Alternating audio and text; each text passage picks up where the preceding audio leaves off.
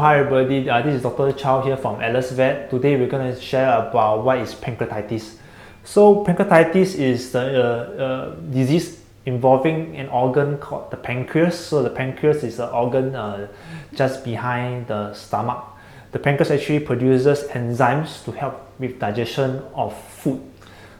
So what can cause pancreatitis? One common cause is actually a diet where the fat content is higher than it's supposed to be, because cats cannot digest fat or oily food as well as human beings.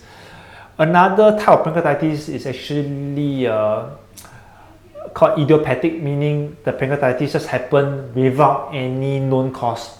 The most common symptom for pancreatitis is actually vomiting, and the next thing is actually diarrhea. So this is because when the pancreas is feeling unwell, the body is not producing enough enzymes for digestion, so the body is unable to digest food normally, and then that can cause these symptoms that's related to the digestive tract.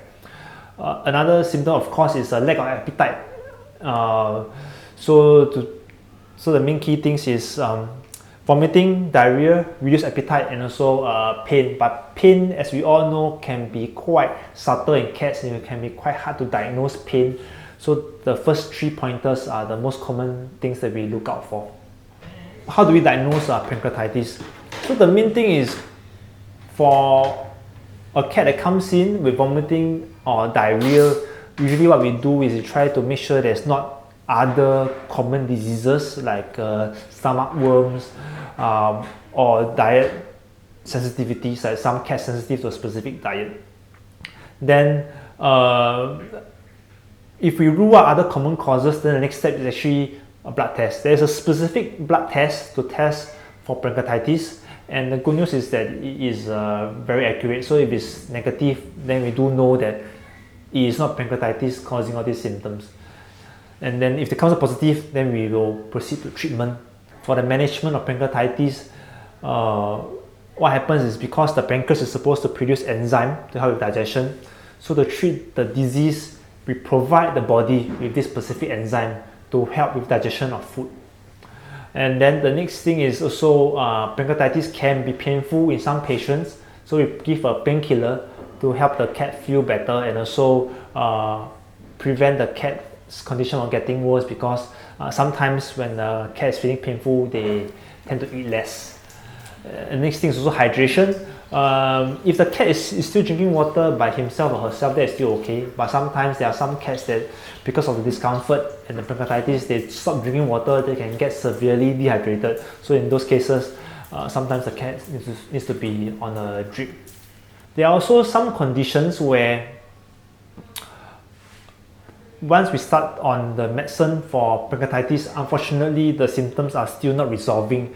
Pancreas is the organ just right behind the stomach.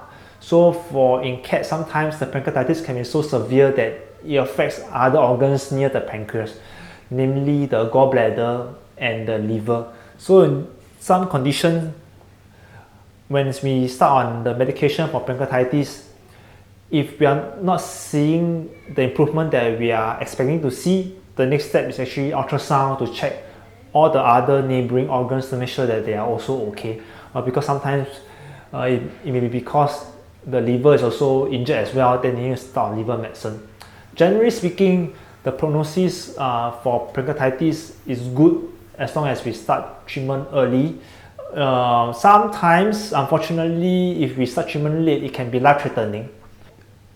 And the interesting part about pancreatitis is that for dogs, commonly dogs make a full recovery from pancreatitis, but for cats, very commonly what happens is the cat does not make a full recovery, in the sense that there are some cats that need a lifelong management with the with the pancreas enzyme to manage the pancreatitis issue. So there are some cats that unfortunately don't make a full recovery. They need to be on this medication for long term.